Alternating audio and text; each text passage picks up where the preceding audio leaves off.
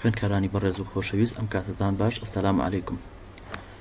ئەمڕۆینە سەر چاپتەری 8 section 4 protein synthesis. بزانین protein synthesis چییە؟ The structure of DNA وتمان structure of the DNA consists of many nucleotides linked together by covalent bond, and the DNA consists of two strands. These two strands connect by hydrogen bond. The structure of the DNA help explain how genes function in making protein. طبعا إما جين جانك من هي لا بلين لا DNA هموي جينا علين نخر بمشيوا روني أكيد.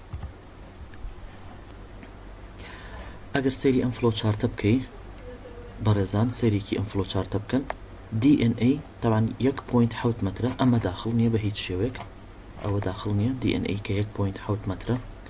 DNA لدو باش بيكاتو DNA لدو باش بيكاتو باشي يكميان بيوتري كودين ريجن أما بيوتري كودين ريجن باشي دوامي بيوتري نان كودين ريجن. طبعا نان كودين ريجن كان the non coding region is about 2% of the total DNA while the coding region is about 98%. إنجا أجر أم فلو شارتا chapter ده داخل بو داخله أو مش داخله بس أجر chapter ده داخله بو مش داخلني. The coding region contain 25,000 genes include just 2% of the total DNA. These genes are coding for protein and determine specific traits, while the non-coding region contain non-gene or no trait, no specific code for protein synthesis. So, gene is a specific segment of the DNA that code for specific protein or specific trait. Specific protein or specific trait. So, DNA contain many genes. How many genes located in the DNA? 25,000 of genes. Gene chia. What is the gene? It's a segment of the DNA that located on a chromosome.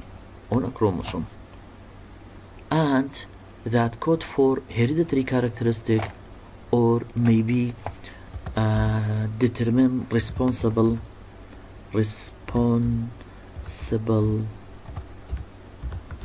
for a protein.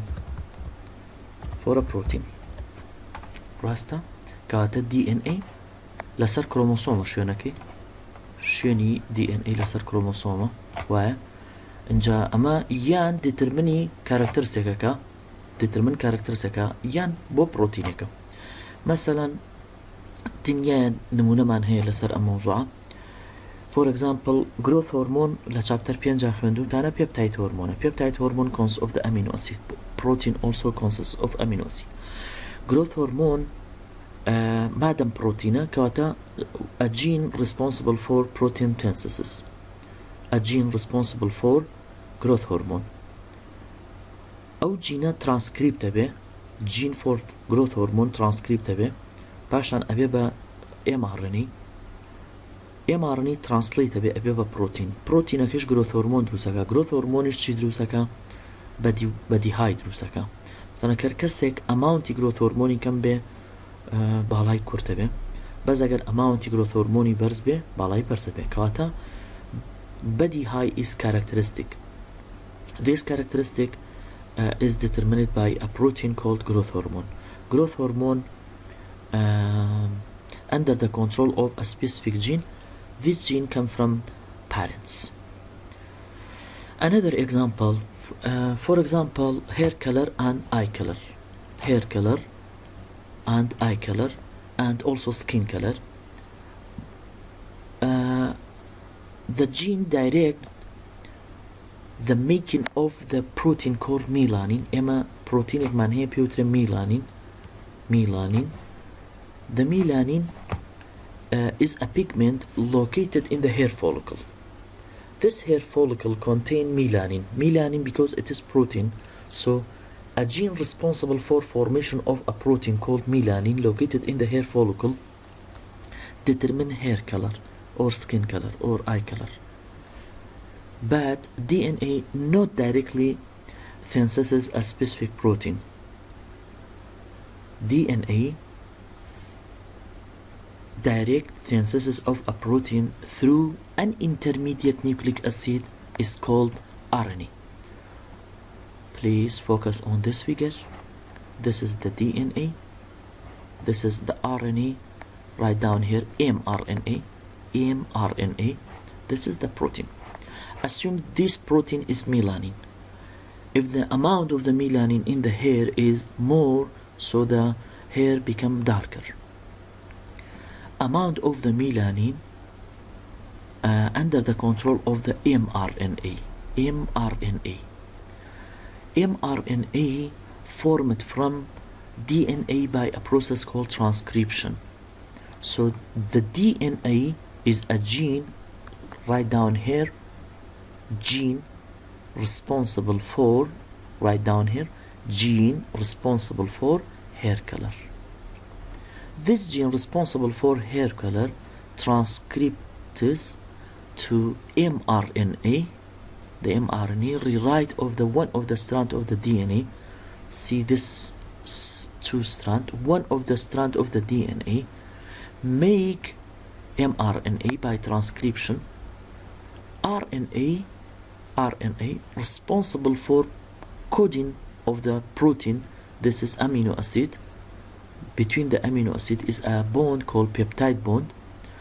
These amino acids type, number and sequence under the control of the RNA. RNA is intermediate nucleic acid between protein and DNA. So the intermediate nucleic acid always is RNA between protein and DNA.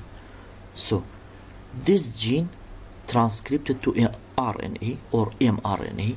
mRNA translates to protein. For example, this protein is melanin.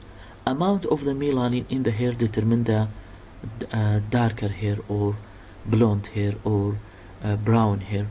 The brown, dark and blonde hair is trait belong the hair color. Hair color is characteristic. So indirectly DNA through RNA determine the traits. Gene determine the person's hair color. The gene direct the making of the protein or melanin, a pigment in hair follicle, through an intermediate nucleic acid called RNA. So what is the RNA? We have three types of the RNA. RNA, abbreviation of the RNA, ribonucleic. What does that mean? Ribose. Ribose is pentose sugar that have OH in carbon number 3. So one oxygen atom of ribose is more than the oxygen atom in the deoxyribonucleic acid. Ribonucleic acid. We have two types of the nucleic acid. Two types of the nucleic acid, DNA and RNA. Ribonucleic acid contain ribose sugar, while deoxyribose nucleic acid DNA contain deoxyribose. What is the meaning of the RNA? RNA is intermediate nucleic acid. What is the meaning intermediate nucleic acid? So located in the middle part of the protein synthesis. Protein synthesis participate by DNA and RNA and protein. This order is very important. DNA, then transcription, change or rewrite DNA into RNA. RNA translate to protein. This order is very important for ministry exam question. So intermediate nucleic acid located in the middle way of the protein synthesis between gene and protein molecule. In translation, RNA direct the assembly of protein. RNA responsible for protein synthesis, but RNA in turn formed from DNA. What is the meaning protein synthesis? Protein synthesis. Protein synthesis forming protein. سيري دستم كان. Forming protein based on information of DNA carried out by RNA is called protein synthesis. Forming protein based on DNA carried out by RNA is called protein synthesis. This is the protein synthesis. So protein synthesis have two main steps. The first step is this is the first step is transcription. The first step of the protein synthesis is what? Transcription. The second step is translation. Transcription and translation. Translation occur in the ribosome in all cells, or occur in the cytosol, or occur in the cytoplasm. باشتر وایە بڵێ translation لەناو ribosome ڕوئە. ئەگەر ribosome دەست نەکەوت لە multiple choice-ەکانە ئەو کاتە cytosol هەڵبژێرە یان cytoplasm. بەڵام ئەگەر ribosome هەبوو ribosome-ەکە ڕاسترە. لە هەموو خانەیەکە translation لەناو ribosome ڕوئە. ribosome بەرپرسە لە دروستکردنی پرۆتین و translationi چیتیا ڕوئە.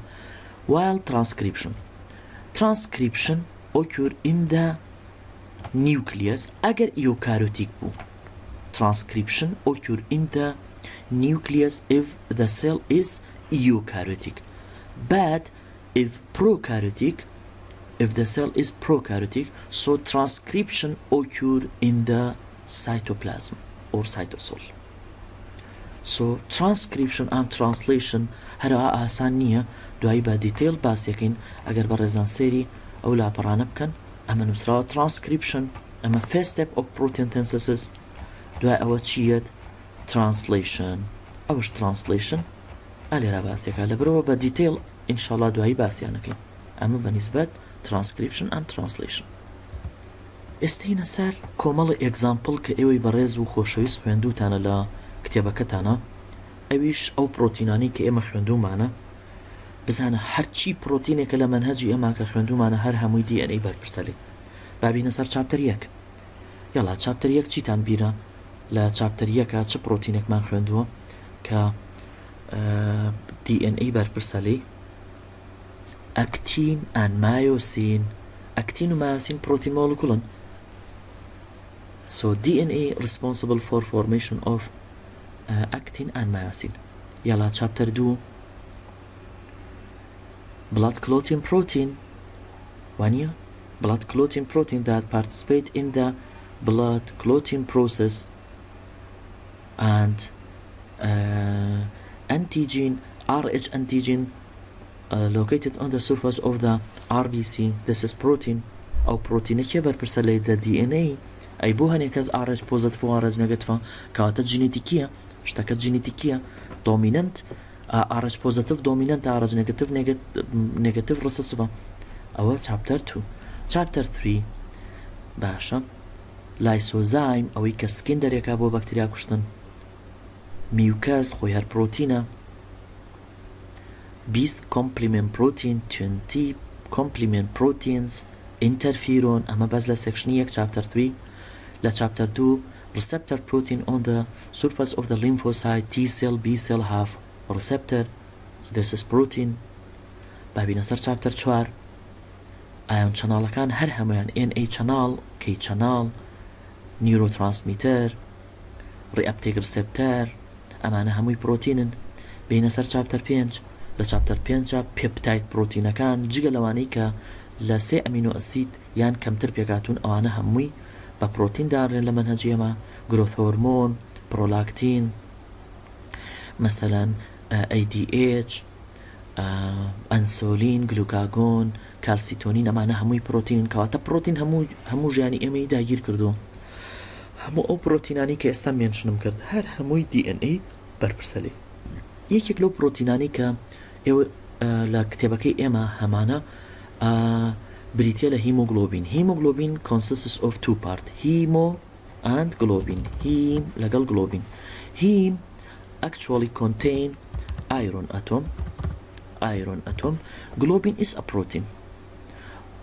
Each hemoglobin contain 4 iron atom.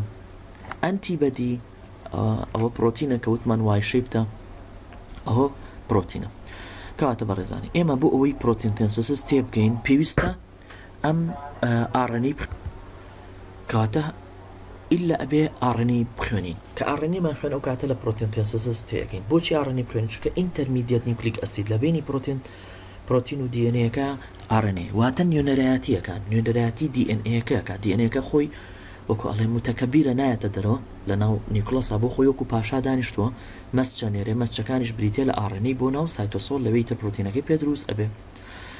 RNA structure and function. What are the similarity between DNA and RNA? Like DNA, RNA is nucleic acid. So we have two types of the nucleic acid, RNA and DNA. The first similarity between RNA and DNA. DNA and RNA made up of the nucleotide. What is the nucleotide? Each nucleotide consists of phosphate group, sugar, and nitrogenous base. This is one nucleotide. أميكا استدياريا كم يك nucleotide.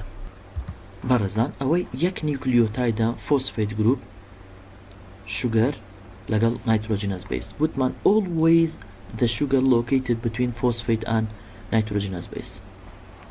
This is actually mRNA because it is single strand.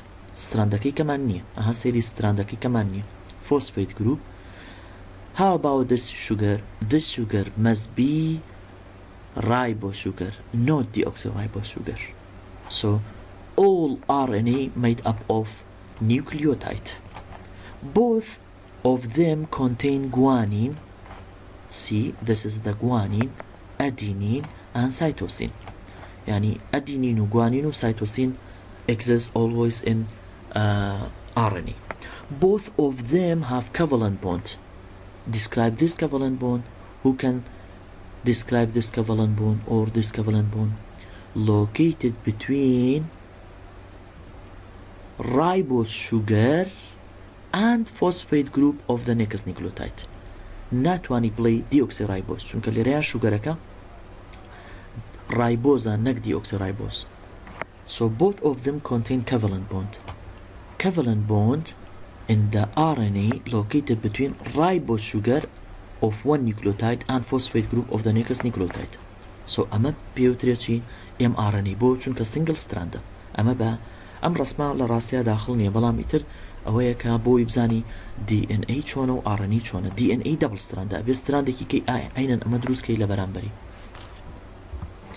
سەیریکەن بەڕێزان ئەوە هەر ڕسمەکەی پێشوو بوو کۆپ پێستم کرد طبعا ئەمە بێ بیکەی بە بۆ منە تی باشە بەڕێزان ئێستا ئەمە هەر ئەو ڕسمە بوو کە کۆپیم کرد کۆپی پێستم کرد DNA ئەبێت لە دوو ستران پێکاتەوە مەسەرەن ئەمە ئەیە بەرامبەرەکەی بێت چی بێ بەڕێزان تی ئەوە تی ئێستا ئەمە تیە بەرامبەرەکەی بێت چی بێ ئەی ئەمە جیە بەرامبەرەکەی بێت چی بێ سی ئەمەش سیە بەرامبەرەکەی بێت چی بێ جی اینجا ئەم دوو ستراندە بەهۆی چیوە بەسراون بەیەکەوە بەهۆی هایدروجین بوند ئەوە هایدروجین بوند لە بینی ئەو دوانە ئاوایە ئەوە چەند هایدروجین بوند یەک ئەوەش هایدروجین بۆندێکی کە ئەمەش هایدروجین بۆندێکی کە ئاوە اینجا ئەگەر بۆ نمونە ئەگەر سیجی بۆ ئەو کاتە چەند هایدروجین بوون سە هایدروجین بوون بۆ شێوە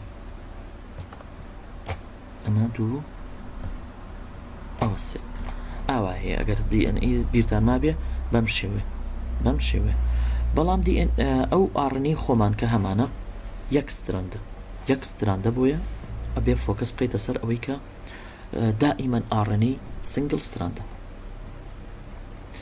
بینە سەر what are the differences between DNA and RNA. ئەمە زۆر مهمە بۆ ministry exam question for ministry exam question زۆر گرنگە. RNA contain sugar ribose and the sugar of the DNA is deoxyribose. What is the difference between them? باسمان کرد وتمان ribose contain one oxygen molecule more than deoxyribose. باشە لە دیۆکسیرایبۆزە ئۆکسجینێک کەمترە in carbon number 3 لە کاربۆنی number 3 بەداخەوە ئەمە لە کتێبەکانی و وەڕێک لە بەکلۆریشە هاتەوە. RNA contain the nitrogenous base uracil instead of the thymine بە هیچ شێوەیەک لە DNA نیە لە RNA نیە ببورن لە جاتی thymine uracil هەیە کەواتە نایترۆجینەس بیسەکانی RNA بریتین لەمانە A, C, G and U ئەوەیە نایترۆجینەس بیس.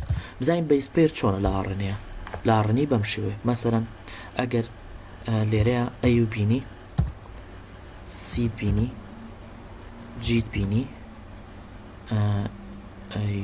U بینی ئەمە بۆ منە RNA-یەکە بیس پێرەکان بەم شێوەیە A پێرە بێ لەگەڵ چیە U لەگەڵ U باشە C پێرە بێ لەگەڵ چیە وەکو جاران G باشە ئەوە لەگەڵ چیا پێرە بێ لەگەڵ C باشە ئەویان لەگەڵ چیا پێرە بێ لەگەڵ ئەوە یعنی ئمە بیس پێرین ڕووڵە لە RNA ئەگەر بۆ منە شوێنێکی تیا بوو ئەوە دەبڵ ستراند ریجن بوو لە RNA بەم شێوەیە.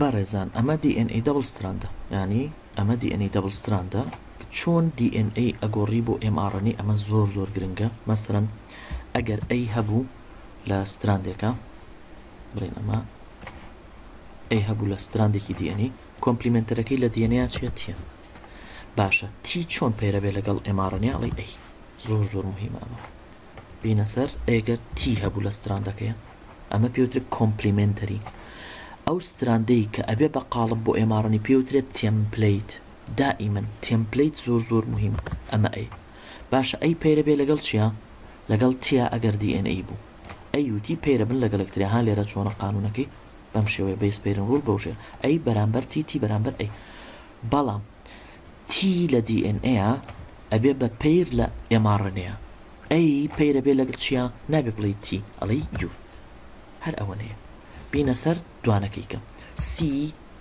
لە کۆمپلیمنتەرەکە C بوو ئەو کاتە لە تێمپلیتەکە بێ بە G mRNA ئەڵێ C بینە سەر دانێکیکە ئەگەر جیمان هەبوو لە DNA تێمپلیت لە کۆمپلیمنتەرەکە لە تێمپلیتەکەی ئەبێ بەچی ئەبێ بە C وایە لە mRNA-ەکە ئەبێ بەچی ئەبێ بە G باش دیقەتی بن ئەم mRNA exactly یەکسانە بە کۆمپلیمنتەریەکە بەڵام تەنها تی بگۆڕە بۆ U وەلەو حەزم لەوە نیە بەس فێڵێکی خراپ نییە ئەم دوانە کۆمپلیمنتەری یەکترین mRNA کۆمپلیمنتەریە لەگەڵ تێمپلیتەکە بەڵام mRNA تقریبا ئایدنتیکەڵە لەگەڵ DNA بەس تەنها لە تیەکە و یۆکە فەرقە لەگەڵ شوگەرەکەیشیە و ژاگادار بن شوگەری ئەم ڕایبۆزە شوگەری ئەمیش دیۆکسیڕایبۆزە لەبرەوە بێ ئاگاداری ئەو مۆزوع ئابن اینجا بابینە سەر differences سهم RNA usually single strand rather than double stranded like DNA يعني RNA virus نبي RNA كي double stranded it is RNA لا human single strand بلام DNA is always double strand يعني دائما DNA لإنسانة double strand single strand DNA لإنسانة نيه RNA usually much shorter in length يعني دائما RNA بچوكترة بكورترة ل DNA بوچي because each RNA consists of one gene emoteman DNA the length of DNA equal چەند وتمان لە یەکسانە بە چەند 1.7 متر و یەکسانیشە بە چەند جینس کە چەند هەزارە 25,000 جین وایە پلاس نەن کۆدینگ کەواتە درێژی DNA زۆر زۆرە ئەی the length of the RNA length of RNA equal to چەند just 1 gene ئێوە هەر لۆجیکیان سەیری کە بزانن چەندێن فەرقی هەیە زۆری فەرقە کەواتە DNA درێژترە لە RNA طبعا پێنجەم difference ئەمە لە کتێبەکەتانە نییە بەڵام بە indirectly تایەتی RNA have many types دنیای تایپمان هەیە طبعا 6 جۆر هەیە خۆی بەڵام ئێوە 3 جۆر ئەخوێنن یەکێک لەوانە tRNA rRNA and mRNA but DNA چەند تایپە but DNA just one type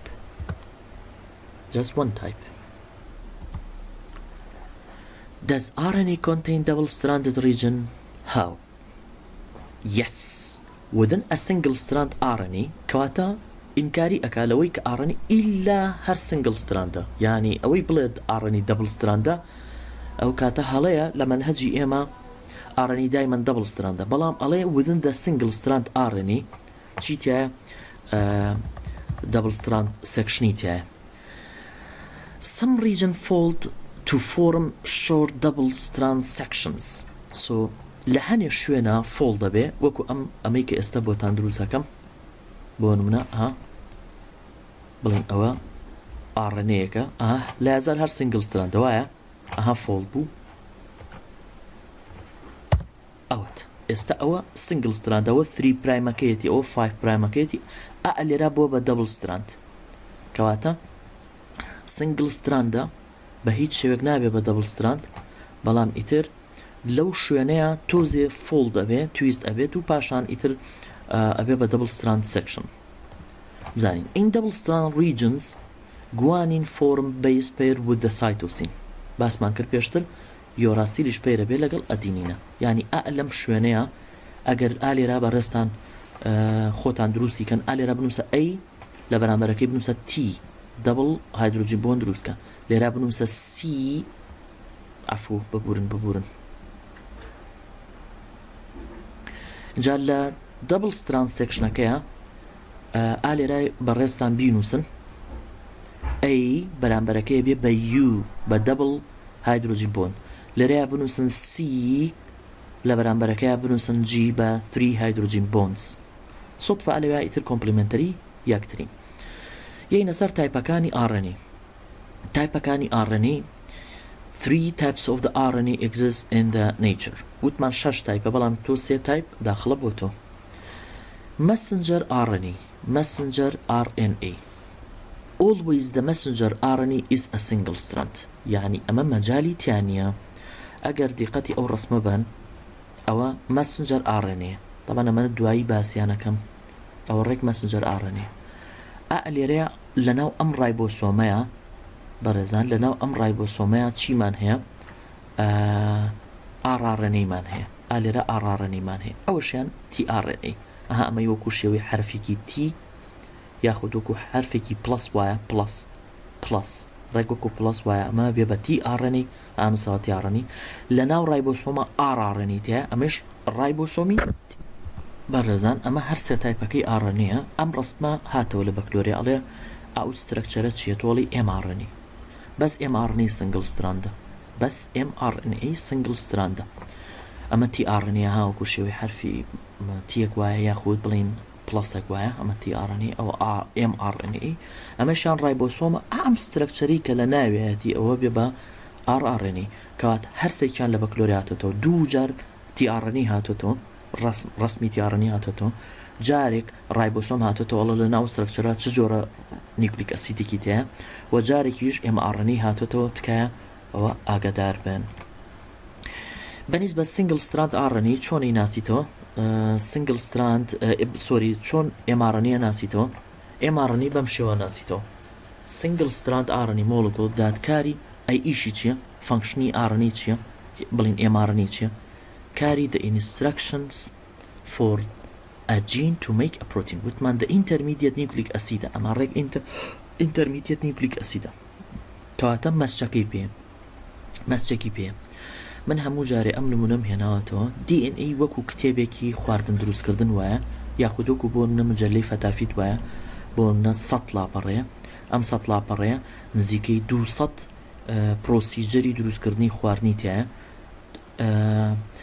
بۆ منە تۆ حەزە لە لاپەڕە 53 لە لاپەڕە 53 دروستکردنی کێکێکی تایە ئەم دروستکردنی کێکە بەس زۆری حەزلەتی کتێبەکە یان مجللەی فەتافیتەکە هی منە ئەو مجللە DNA ڕپرزنتی دیێنەکە توش حەزە لە لاپەڕە 53 ئەڵەی مامۆستا کتێبی فەتافیتەکە یان مجللەی فەتافیتەکەم بەرێ با بچم ئەو کێکە دروستکەم زۆرم حەزلێتی من شەڵەم نییە تۆش بڕۆ بەس لاپەڕی 53 کۆپی بکە لاپەڕی 53 کۆپی ئەەکەی ئیسنساخەکەی ئەو لاپەڕی کە تۆ ئیسنساخی کرد ئەوە بریتە لە ئێماڕێنەی پرۆسیجەری دروستکردنی ئەو کێکەی تایە تۆش لاپەڕەکە ئەبەی بۆ مەتبەخیش ڕپرزنتی ڕایبۆسۆمەکە لەوێ مناڵوشت بە چواردەورتان یارمەتی تێن ئەو مناڵانی کە یارمەتی تێن و شتەکانی بۆێنن بریتێ لە TRNA مەتبەخەکە ڕایبۆسۆمە مناڵەکان کە یارمەتی تێن TRNA ئەو وەرەقەی کە تۆ لە من و کۆپی کرد بریتە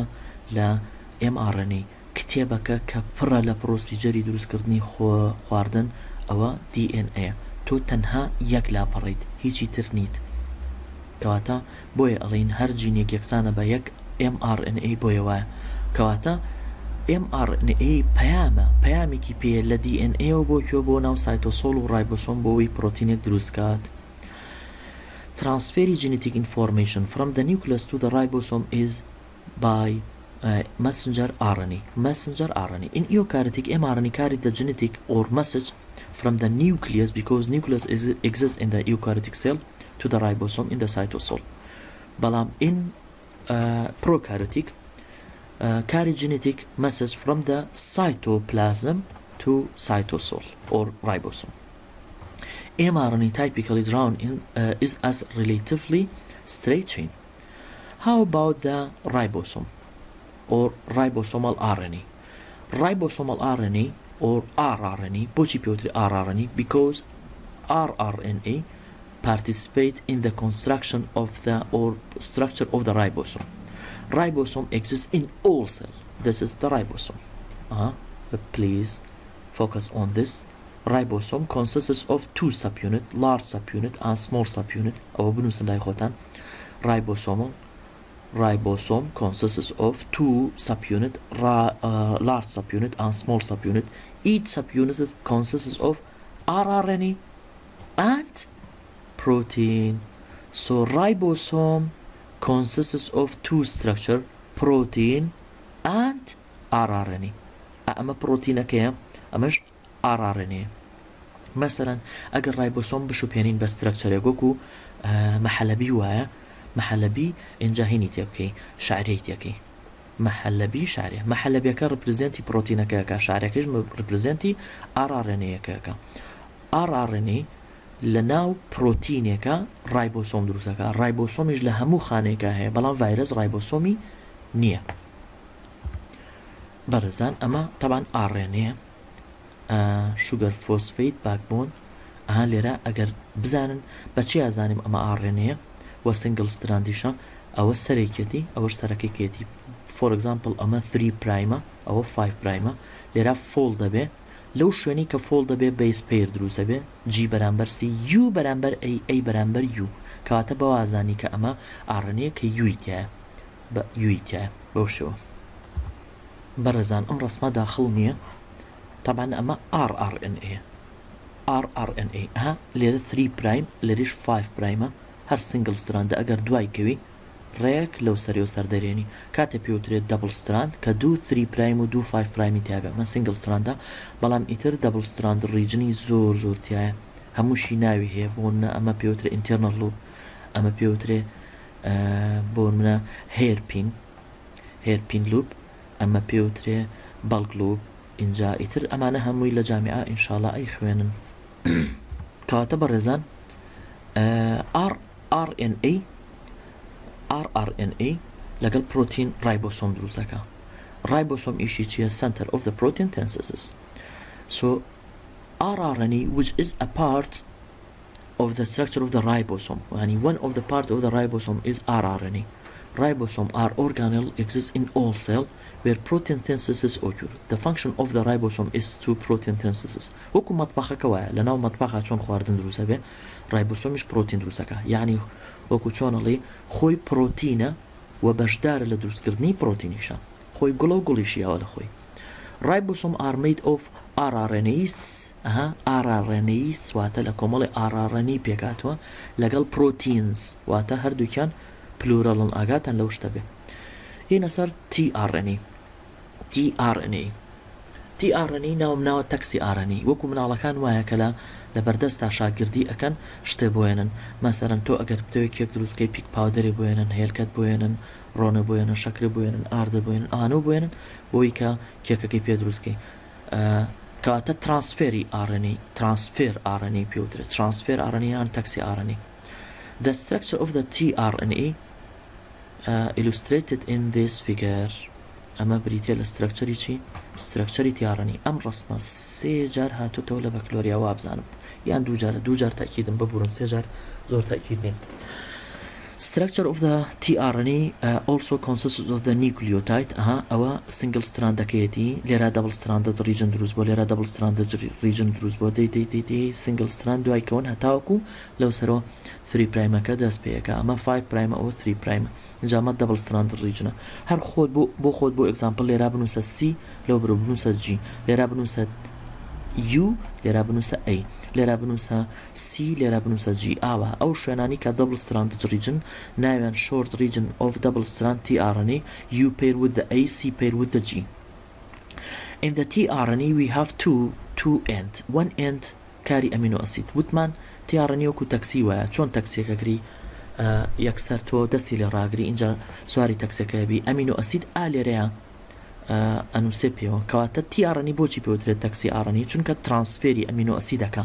لە سایتۆسۆڵەوە بۆ رایبۆسۆم ترانسفێر ئەمینۆ ئەسید from cytosol to ribosome ئەمینۆ ئەسیدەکان ناتوانن بە هیچ شێوەیەک بچنە ناو رایبۆسۆمەوە هەتاکو tRNA نەیان بە کەواتە ترانسفێری ئەمینۆ ئەسیدەکە لە چیوە لە one end of the tRNA کاری an amino acid each tRNA کاری an amino acid linked to this region and the other end called anticodon consists of 3 nitrogenous base alera benusen that is complementary to the codon of mRNA anticodon complementary لەگەڵ چی لەگەڵ codon of mRNA anticodon ID tRNA بریتە لە anticodon always the anticodon consists of the 3 nitrogenous base that is complementary to the codon of the mRNA for example ئەگەل ئالێرە بێزەحمەت بنووسن CCU ئەوە anticodonەکەی CCU کێ پێمەڵێ کۆدۆنەکەی mRNA چییە GA کەواتە کۆدۆن و ئەنتیکۆدۆن کۆمپلیمنتەری یەکترین as DNA double strand complementary to each other that is the tRNA با پێناسەکەی بۆتان بخێنەوە tRNA transfer amino acid to ribosome to make protein so which nucleic acid responsible for transfer amino acid from the cytosol to ribosome tRNA to make protein why amino acid transfer to ribosome for protein synthesis although the entire tRNA is made of nucleotide linked together so both rRNA tRNA and mRNA consists of the nucleic acid بەڕێزان لێرە دەرسی ئەمڕۆ کۆتایی هات ئینشەڵا لە پارتی دوی باسی ترانسکریپشنتان بۆ کەم خواتان لەگەڵ بەختێکی باش